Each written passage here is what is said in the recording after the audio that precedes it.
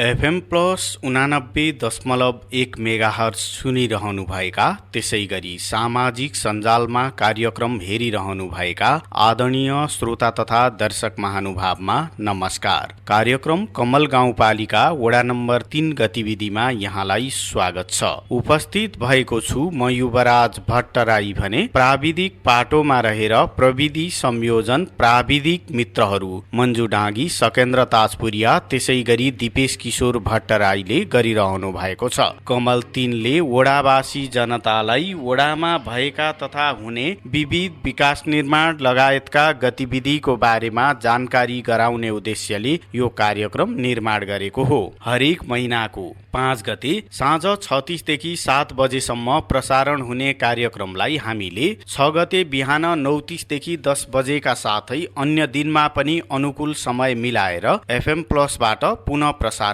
गर्दै आएका छौं। सामाजिक सञ्जालमा भिडियो प्रविधिमा निर्माण गरेर पनि हामीले कार्यक्रम राख्ने गरेका छौं। आदरणीय श्रोतावृन्द, रेडियो सेटमा 89.1 मेगाहर्ज, अनलाइनमा fmplus.nepal.com, त्यसै गरी हाम्रो पात्रो एप्लिकेसनबाट कार्यक्रम सुन्न सक्नुहुन्छ भने भिडियो प्रविधिबाट निर्माण गरिएको वडा गतिविधि कार्यक्रम तपाईले हाम्रो Facebook page FM plus 89.1 megahertz Gauradaha Jhapa, त्यसै गरी युट्युब च्यानल टिभी प्लस नेपालबाट हेर्न सक्नुहुन्छ। यो त भयो कार्यक्रमसम्मको पहुँच सम्बन्धको जानकारी। अब विषयवस्तुको कुरा गरौं। सदाझैं यसपालिको कार्यक्रम पनि हामीले वडाका पछिल्ला गतिविधिमा केन्द्रित रहेर निर्माण गरेका छौं। वडा अध्यक्ष नरप्रसाद दंगालले वडाका गतिविधिको बारेमा वडावासीलाई जानकारी गराउनु भएको छ। आदरणीय श्रोता तथा दर्शक महानुभाव, कार्यक्रमको सुरुमा वडा अध्यक्षज्यूले राष्ट्रिय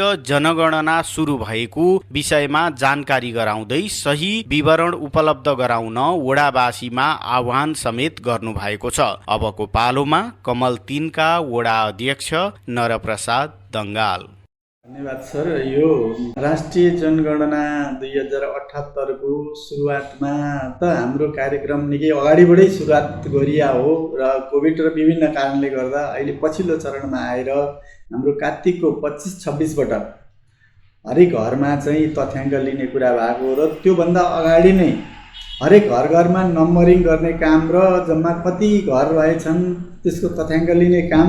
त्योभन्दा अगाडि नै भइसकेको र अहिले भनेको आम मानिसहरूको घरमा पुगेर सङ्कलन गर्ने कुरा, उहाँहरूका आफ्ना भाषागत, जातिगत, धर्म, लिङ्ग, परिवार र वस्तु भाव पालनदेखि लगेर सबै त्यसमा सोधिएका धेरैवटा क्वेसनहरू छन् र जसमध्येमा जसले जसरी दिनुभयो अब भरसक सही हामीले सूचना दिउँ। सही सूचनामा चाहिँ एउटा राज्यलाई कुनै पनि कार्यक्रम बनाउन हाम्रो अवस्था कस्तो रहेछ भन्ने कुराको एउटा डाटा कलेक्सन गर्नुपर्ने भएकोले त्यसलाई सही दिनको लागि हामीले अनुरोध पनि गरेका थियौँ र पहिल्यै हाम्रा गाउँ बस्तीहरू, टोल विकास संस्था र सबै ठाउँहरूलाई पनि राष्ट्रिय जनगणनामा सहभागी भन्दै सबैलाई हामीले त्यसमा सहभागी भएर सही तथ्याङ्क दिन सबैले सहयोग गरौँ र कोही छुट्नु भएको छ, कुनै घरमा पुग्दा मान्छे नभेटेको कारणले रहेको छ भने त्यस्तो पनि जानकारी दिनुहोला भनेर पनि हामीले जानकारी गराएका थियौँ र गणकहरू पनि पटक पटक हामीसँग पनि समन्वय गरिराख्नु भएको छ र त्यसको इन्चार्जहरूले पनि बेला बखतमा फोन गरेर सर तपाईँहरूको वडामा, तपाईँहरूको बस्तीमा कमी कमजोरी केही रह्यो भने वा त्यस्तो खालको अवस्था छ भने जानकारी गराइदिनु होला भनेर उहाँहरूले फोन मार्फत पनि सम्पर्क गरिराख्नु भएको छ र त्यो सुपरिवेक्षण गर्ने साथीहरूले पनि आएर हामी कहाँ सम्पर्कमा रहेर होइन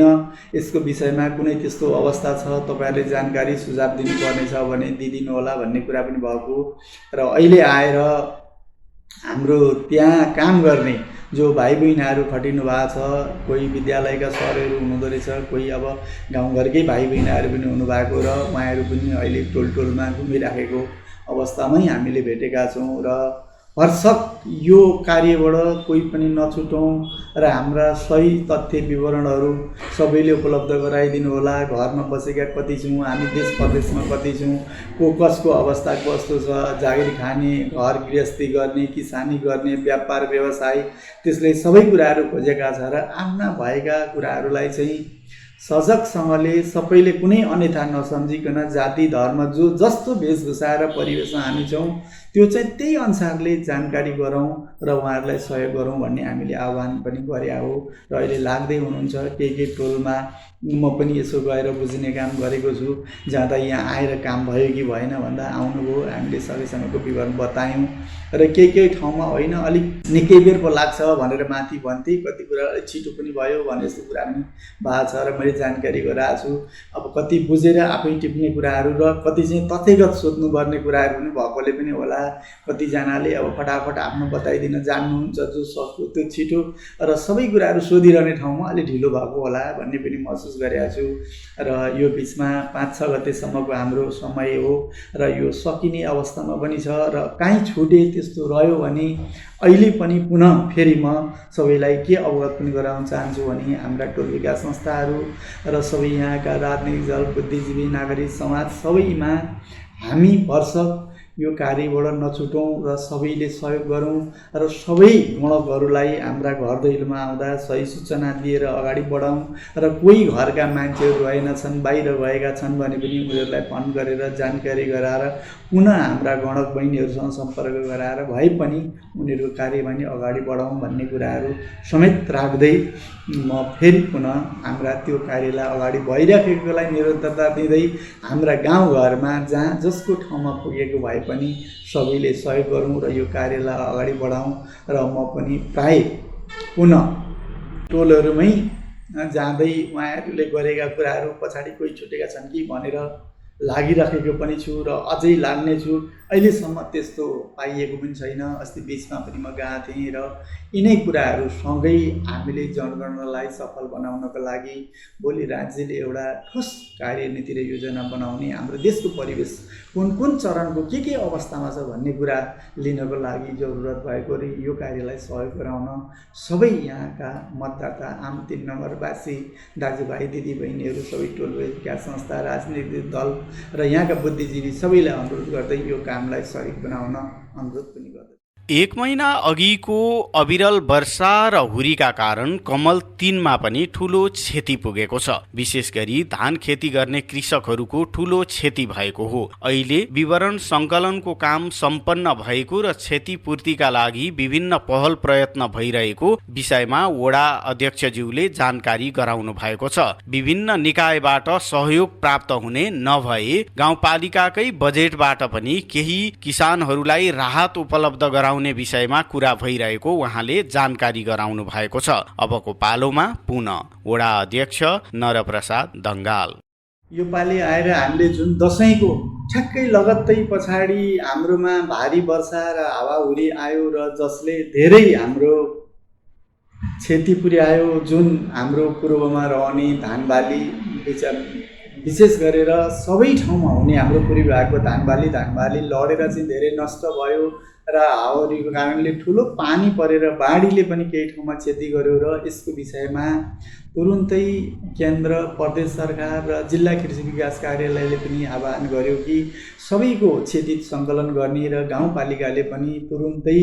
पहिलो फेजमै अध्यक्षज्यूले त्यसको लागि सबैलाई आह्वान गर्नुभयो र हाम्रो गाउँपालिकाभित्रका सबै वडाहरूमा कस्तो क्षति भयो, के भयो, यसमा संयम रहन, सजग रहनको लागि र त्यसको विवरण सङ्कलन गर्नको लागि आह्वान भएको थियो। त्यही अनुरूप हामीलाई पनि वार्ड कार्यालयलाई जानकारी गराउनु भयो र हामीले वार्ड कार्यालयबाटै एउटा नम्सको पत्र आएको थियो फ्याक्स मार्फत र त्यही अनुसार हामीले यहाँबाट निकालेर ती पेपरहरू र सबै टोल विकास संस्थाहरूलाई सबै वितरण गरेर तत्कालै हामीले क्षतिको विवरण सङ्कलन गर्न टोल विकास संस्था मार्फत हामीले कार्य अगाडि बढायौँ र टोल विकास संस्थाहरूले आफ्ना टोलमा भएका सबैका घरमा गएर कसको लड्यो, कति जम्मा लगाएको बाली कति थियो, त्यसमा क्षति कति भयो, जम्मा कति प्रतिशत क्षति भयो, कति प्रतिशत चाहिँ आफ्नो आउने अवस्थामा छ, यो सहितको डाटा एकिन डाटा चाहिँ टोल विकास संस्थाहरूले सबै वडा कार्यालयमा पेश्नुभयो र हामीले सम्बन्धित गाउँपालिकाको कृषि कार्य मार्फत हामीले त्यो जम्मा गऱ्यौँ र त्यहाँ गइसकेपछि पुनः फेरि गाउँपालिकामा सर्वदलीय समिति बस्यो र सर्वदलीय समिति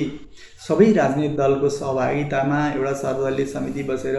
त्यो क्षतिको विवरणको एउटा मूल्याङ्कन वा अब कसरी जाने होला यसको विषयमा भनेर छलफल भयो र त्यो छलफल भइरहँदा होइन अब अहिले तत्काल राज्यले के कस्तो अवस्था पुर्याउन सक्छ, अब राज्यले केही पठाए त हामीले सबैलाई केही अवस्थामा थोर बहुत जे सकिन्छ त्यो वितरण गरौँला, राज्यले भोलि पठाउन सकेन भने देशभरिको कुरा रह्यो र यसमा के गरेर जान सकिन्छ भनेर छलफल हुँदा होइन, हामीले ठोस गरेर चाहिँ हाम्रा गाउँ र वडामा भएका क्षतिलाई पुनः यकिन गरेर त्यो मध्येमा पनि विस्तृत रूपमा हाम्रो कसको कसरी क्षति भयो र पूर्ण क्षति चाहिँ कतिको भयो त्यस्ता चाहिँ डाटा सङ्कलन गरेर केही गाउँपालिकाले पनि त्यसलाई सहयोग गर्नुपर्छ होला भन्ने खालको एउटा मिटिङको छलफल पश्चात अनि हामीले पुनः कृषि कार्यालयका अधिकारीहरूको मातहतमा हरेक वाडाबाट वाडाका जनप्रतिनिधि सकेसम्म टोल विकास संस्था र काहीँ भ्याएसम्म राजनीतिक दलका प्रतिनिधिसम्म हुने गरी भन्ने खालको त्यहाँको एउटा निर्णय थियो। त्यही अनुसार हामीले यहाँ सबै कुराहरू पर्याप्त हुन नसके पनि अहिले टोल विकास संस्थामा सबै राजनीतिक दलहरूबाट मिश्रित खालको समिति बनेकोले जनप्रतिनिधि र कृषि संस्था मार्फत र टोल विकास संस्थाका प्रतिनिधिले गरेको टिपोट र उहाँले दिएको निर्णय अनुसार गएर फिल्डमा हेर्ने र हेरेर त्यो अनुसारको विवरण लाने भनेर दोस्रो चरणमा फेरि पुनः हामीले त्यसको मूल्याङ्कन गरेर सबै टोल विकास संस्थाहरूमा हामी गयौँ र 100% क्षति भनेर लेख्नु भएको थियो ती विवरणलाई हेरेर हामीले टोल विकास संस्थासँग बसेर निर्णय गरेर उहाँहरूले दिएका तथ्य विवरण फेरि पुनः सङ्कलन गरेर सबै वडाबाट लगेर गाउँपालिकामा कार्यपालिकामा छलफल पनि केही भएका छन् र जम्मा जम्मी 600 देखि 700 परिवार कसो जस्तो लाग्छ मलाई अस्ति आएको डाटामा। त्यसमा अझै तथ्य कति भए वा छुटे पुनः विचार गरेर यसलाई चाहिँ अब भोलि राज्यले केही दिएन वा माथिबाट आउने सम्भव रहेन भने पनि गाउँपालिकाले केही थोरै भए पनि जो त्यस्ता पीडित परिवारहरू छन् जसको चाहिँ सबै क्षति भयो, अब पूर्ण रूपमा धानै किनेर त्यस्तो ठुलो सहयोग त गर्न नसकेला र पनि अब आउने समयमा आउने सिजनको लागि लगाउने बालीहरूमा चाहिँ केही मलबिउ वा कुनै कुराहरू दिएर भए पनि उनीहरूलाई तत्काल उत्पादन हुने कुरा चिजमा चाहिँ सहयोग गर्न सकियो भने केही सहज हुन्छ भन्ने खालको एउटा सोच पनि भएर केही मिटिङमा यस्ता कुराहरू भएका छन् र अझै पनि हामीले कृषि प्राविधिकहरूलाई यसमा थोर बहुत घटबढ र कुनै टोलमा कुनै ठाउँमा त्यस्तो छुटपुट रहेछ भने जानकारी गराएर पूर्ण अनि सर्वदलीय समितिसँग बसेर त्यहाँबाट पास गरिसकेपछि एउटा अवस्थामा अब गाउँपालिकाले त्यस्तो ठुलो सहयोग त दिन सक्दैन र भए पनि बिग्रेका थोरै किसानहरूलाई चाहिँ केही सेवा उपलब्ध गराउनुपर्छ भन्ने खालको अहिले तत्कालै 3 दिन अगाडि बसेको मिटिङले त्यस्तो निर्णय गरेका छ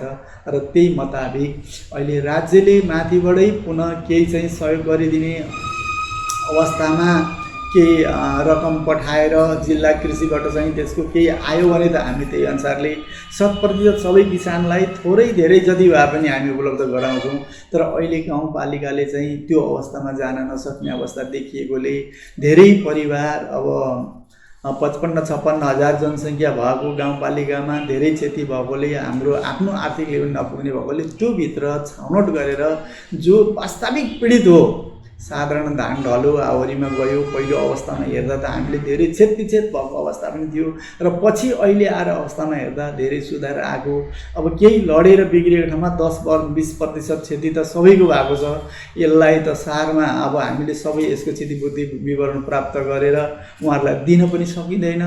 र पूर्ण रूपमा 80-100% क्षति भएको किसानहरूलाई चाहिँ केही दिनुपर्छ भन्ने सोच बनाएर गाउँपालिकाले पनि एउटा निर्णय गरेको छ र अब केही समयभित्रै छिट्टै यसको एउटा डिसिजन गरेर जो ती परिवार हुन् त्यस्ता छानिएर ट्याक्कै अन्तिममा आएका टोल विकास संस्थाहरूले दिनुभएको परिवारहरू हुन्, त्यो हामीले जनप्रतिनिधिले गाउँपालिकाले छाने होइन, कृषिको प्राविधिक सहित टोल विकास संस्थाहरूले उहाँहरूले यकिन गरेर दिएका परिवारहरूलाई केही दिने अवस्थामा हामी छौँ र त्यो तत्कालै छिट्टै हामी त्यसको व्यवस्थापन गर्ने सोचमा छौँ। अविरल वर्षा र हुरीका कारण पुगेको क्षति र राहतका लागि भइरहेको पहल प्रयत्नको विषयमा वडा अध्यक्षज्यूले जानकारी गराइसकेपछि कार्यक्रममा अब भने छोटो विश्राममा जाने बेला भएको छ। विश्रामपछि अन्य जानकारीका साथमा उपस्थित हुने नै छौं। एफएम प्लस सुन्दै रहनुहोला, सामाजिक सञ्जालमा कार्यक्रम हेर्दै रहनुहोला। यदि तपाईलाई कोभिड-19 को लक्षण देखिएमा तुरुन्तै पीसीआर परीक्षण गराउनुहोस्। यसरी गरिएको परीक्षण पोजिटिभ भएमा तपाई होम आइसोलेसनमा बस्न सक्नुहुनेछ। होम आइसोलेसनमा बस्दा ध्यान दिन पर्ने कुराहरू: दिनमा 3 देखि 4 पटक अक्सिजनको मात्रा जाँच गर्ने, अक्सिजनको स्तर 92% भन्दा बढी भएमा र ज्वरो पनि देखिएमा ज्वरोको औषधि सेवन गर्ने, तर अक्सिजनको स्तर 92% भन्दा कम भएमा अनिवार्य चिकित्सकसँग परामर्श लिने। परामर्शका लागि 1133 वा 1115 मा सम्पर्क गर्ने। चिकित्सकको सल्लाह बिना जथाभावी औषधि सेवन नगर्ने। पर्याप्त मात्रामा पोषिलो तथा झोलिलो खानेकुरा खाने। कोठामा बस्दा झ्याल वा भेन्टिलेसन खुल्ला राख्ने। आफूलाई सृजनात्मक काममा व्यस्त राख्ने र स्वास्थ्य कर्मीसँग नियमित परामर्श गरिरहने। आदरणीय श्रोता तथा दर्शक महानुभाव, छोटो विश्रामपछि यहाँलाई पुनः स्वागत छ। कमल गाउँपालिकाको 3 नम्बर वडाले वडावासी जनतालाई वडामा भएका तथा हुने विविध विकास निर्माण लगायतका गतिविधिको बारेमा जानकारी गराउने उद्देश्यले निर्माण गरेको कार्यक्रम कमल गाउँपालिका वडा नम्बर 3 गतिविधिमा। कार्यक्रमको पूर्वार्धमा हामीले राष्ट्रिय जनगणनाको विषय, त्यसै गरी वर्षा र हावाहुरीले पुर्याएको क्षति राहतका लागि भइरहेको पहल प्रयत्नको विषयमा जानकारी गरायौं। कार्यक्रममा अब भने आलु खेतीमा प्रोत्साहन गर्ने कार्यक्रम अनुसार यसपालि पनि कृषकहरूलाई अनुदानमा आलुको बिउ वितरण गर्ने कार्यक्रम हुन गइरहेको कुरा वडा अध्यक्षज्यूले जानकारी गराउनु भएको छ। अबको पालोमा पुनः वडा अध्यक्ष नरप्रसाद दङ्गाल। हामीले किसानलाई आलुबाली उत्पादन अलिकति प्रट गर्नको लागि केही हौसला मिलोस् र केही गाउँपालिकाले पनि सपोर्ट गरिदिउँ भन्ने आशयले हामीले 78-79 कै कार्यक्रम बनाउँदा यो कार्यक्रम राखिएको थियो र त्यही कार्यक्रम अन्तर्गत आएको कार्यक्रम हो। र यस कार्यक्रममा हामीले त्यो बेलामा के भनेका थियौँ भने कम्तीमा पनि जो किसानले 5 कट्ठाभन्दा माथि आलु खेती लगाउँछ भने त्यस्ता किसानलाई चाहिँ 50% आलुमा अनुदान दिने गरी भनेर कार्यक्रम बनाइएको थियो र त्यही कार्यक्रम अन्तर्गत आलुको बिउ खरिद गर्ने प्रक्रिया कृषि कार्य मार्फत अगाडि बढाउने भन्ने कुरा भएको र अहिले पछाडि आएर हामीले गर्दा नगद वितरण गर्दा पनि त्यति प्रभावकारी नहुने र बिउमै सपोर्ट गरिदिउँ भन्ने कुराकानी भएपछि बिउ खरिदको प्रक्रिया अगाडि बढेर आइराखेको र हामीले के अनुरोध गरेका थियौँ कृषि मार्फत भने सबै वडाहरूले जो रोप्न इच्छुक हुने किसानहरूले वडा मार्फत सिफारिस लिएर गाउँपालिकामा पठाउने र त्यहाँ मार्फत लिने गरी र ठोस किसान हो कि होइन उहाँहरूको पूर्जाको फोटोकपी माग्ने र पहिलो चरणमा चाहिँ 5 कट्ठाभन्दा माथि रोप्ने किसानहरूलाई चाहिँ अनुदान दिने भन्ने खालको कुरा पनि भएको थियो र त्यही अन्तर्गत यो किन्ने र खरिद प्रक्रिया अगाडि बढेका र पछि आएर हावाहुरीले आम किसानहरूलाई धेरै क्षति पुर्याएको कुराहरू पनि मैले गरेँ। यो भइसकेपछि इच्छुक किसानहरूले निवेदन दिनुभयो भने त्यस्ता किसानहरूलाई पनि त्योभन्दा कम भए पनि दिनुपर्छ कि भन्ने एउटा सोच बनाएर यहाँ गरिएको थियो। पछि अब 5 लाख 10 लाखको कार्यक्रम ल्यायो। आम किसान नपुर्याउँदा थोरै हुँदो रहेछ। 50, 55, 60 बोरा जति मात्रै वार्डमा पर्ने सम्भावनाका कुराहरू मैले बुझाएको थिएँ। त्यसो भइसकेपछि त्यसमा छनौट गर्दा पछि गएर ठोस पहिलादेखि काम गरिरहेका किसान, जो गर्न खोजेका किसान र हामीले साधारण 1 कट्ठा 10 दूरसम्म त हरेक किसानले लगाउँछन् र पनि यो चाहिँ एउटा अलिकति काम गर्न खोज्ने व्यवसायिक बन्न खोज्ने किसानलाई चाहिँ सपोर्ट गरौँ भन्ने सोचमा चाहिँ सुरुवात कार्यक्रम बनाइया हो। पछि अब सबै किसानहरूले दिनुभएको छ र छनौट गरेर किसानहरूलाई दिनुपर्ने र अब 50% अनुदान भनेपछि आधी पैसा किसानसँग लिएरै दिने हो। अब खरिद प्रक्रियामा जाँदा र अहिले आलुको बिउमा अलिक उच्च भाउ आएको कारणले ठुलो सपोर्ट हुन अलिक कम नसक्ने अवस्थामा पनि छौँ र यो सँगै अहिले तत्कालै फेरि आम किसानहरूले सधैँको जस्तै कोल्ड स्टोरमा लगेर राख्ने, आलुको बिउ भण्डारण गर्ने, राम्रा जातका बिउ घुमलटार कता कताबाट ल्याउने र त्यो आलुबाट बिउ उत्पादन गरेर दोस्रो वर्षको लागि फेरि बिउमै बिक्री वितरण गरेर अलिकति सहजमा धेरै राम्रो बिउ सबै ठाउँ फैलाउने गरी राख्ने एउटा प्रचलन पनि थियो र हाम्रो कमल गाउँपालिकाले पहिल्यैदेखि कोल्ड स्टोरमा आलुका बिउहरू राखेर वितरण गर्ने पनि थियो र अहिले चाहिँ कोल्ड स्टोरमा के कारणले हो अलिकति आलुको बिउ धेरै बिग्रिएको, किसानहरूको गुनासो पनि अलि बढी आएको र अस्ति हाम्रै यहीँ 3 नम्बर वार्डकै एकजना किसानकोमा जो आलुको बिउ 80-90 बोरा जति बिउ त्यहाँबाट उठाएर ल्याउनु भएको रहेछ र मलाई बोलाउनु भएको थियो र म हेर्न गएँ। जाँदा कोही 80% कुहिया, कोही चाहिँ 50% कुहिया, कोही अलिअलि रहेको त्यस्तो खालको बिउ चाहिँ यहाँ प्राप्त भएको रहेछ र मैले त्यहाँ भनेर कुरा गरेँ किन यसरी यस्तो बिउ उठाएर ल्याउनु भयो भन्दा होइन कोल्ड स्टोरले चाहिँ त्यहाँ उनीहरूले अब बिमाको कार्य गरेका छ अरे र यो लिएर जानुहोस्, त्यहाँ गइसकेपछि कति % छ वार्डबाट सिफारिस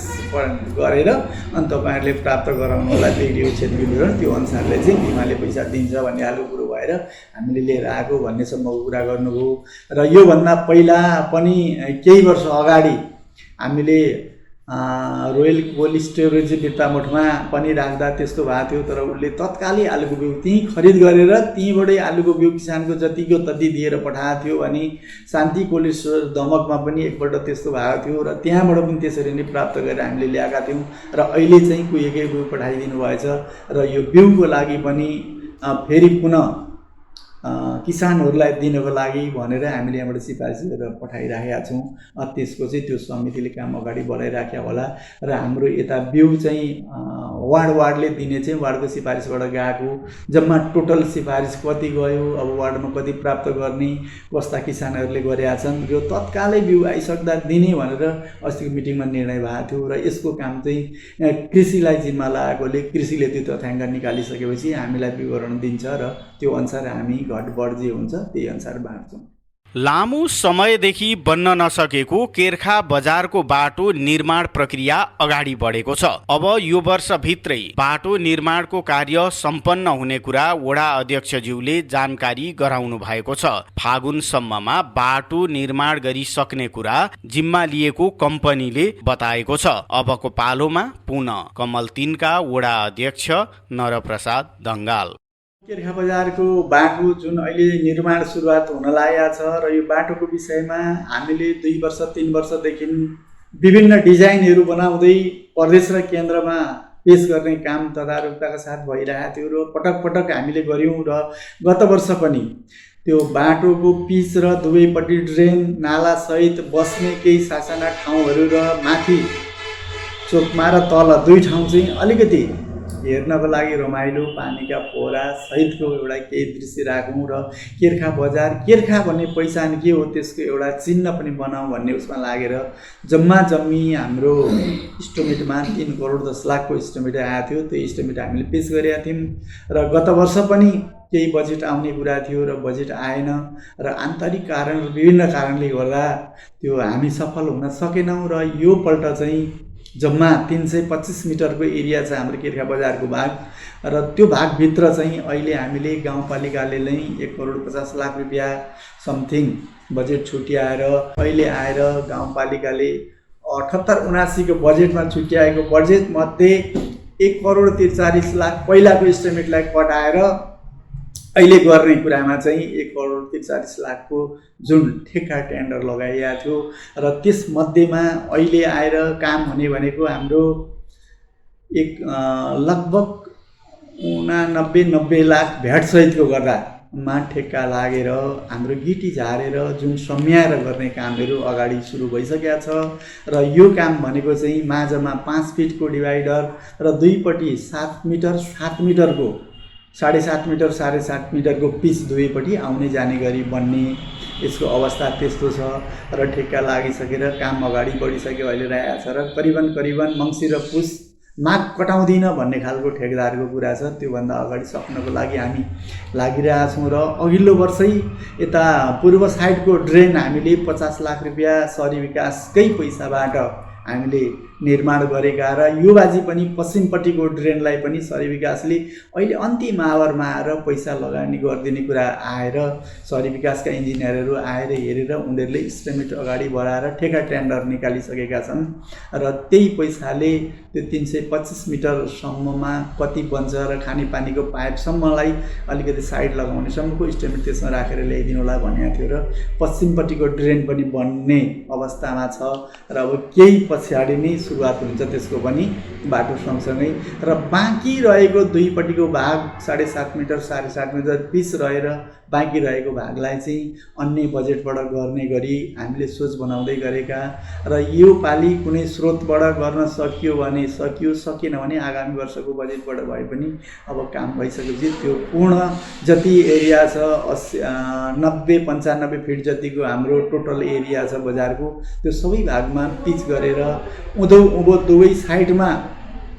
आउने बाटो अलग्गै र माझमा पिच गाडी हिँड्ने अलग्गै गर्ने गरी हामीले इस्टिमेट बनाएका छौँ र पूर्वपट्टि र पश्चिमपट्टिको भागमा माझमा रेलिङ राखेर दुईपट्टि बजारमा आउने जाने गर्ने गरी र दुईपट्टि पिच गर्ने गर्दाखेरि लगभग अब फेरि गर्ने काम पनि 80 लाख जतिको इस्टिमेट अस्ति शहरी विकासका इन्जिनियर सरहरूले बनाउनु भएको थियो। त्यो पैसा अलिक अपुग भएर दुई साइडको रेलिङ सहितको बनाउने काम चाहिँ अहिलेको चरणमा हाम्रो नपुगेको र फेरि पुनः गर्ने गरेको अवस्थामा छौँ भने बाँकी काम चाहिँ हाम्रो यसरी नै सम्पन्न हुँदैछ। वडा अध्यक्षज्यूले गराउनु भएका यिनै जानकारीसँगै कार्यक्रमबाट अब भने हामीले बिदा माग्नुपर्ने बेला भएको छ। तपाईलाई यो मङ्सिर महिनाको कमल गाउँपालिका वडा नम्बर 3 गतिविधि कार्यक्रम कस्तो लाग्यो प्रतिक्रिया दिन नभुल्नुहोला, जसका लागि हाम्रो स्टुडियोको टेलिफोन नम्बर 023 480 055 सदैव खुल्ला छ। प्राविधिक पाटोमा रहेर प्रविधि संयोजन गर्नुहुने प्राविधिक मित्रहरू मन्जु डाँगी, सकेन्द्र ताजपुरिया, त्यसैगरी दिपेश किशोर भट्टराईलाई धन्यवाद दिँदै रेडियो सुनेर साथ दिनुहुने तपाईँ श्रोता महानुभाव, सामाजिक सञ्जालमा कार्यक्रम हेरेर साथ दिनुहुने दर्शक महानुभाव प्रति कृतज्ञता व्यक्त गर्दै म युवराज भट्टराई अर्को दिन अर्को वडाको गतिविधिका साथमा हाजिर हुने बाचासहित बिदा माग्छु। FM+ सुन्दै रहनुहोला। हवस् त, नमस्कार।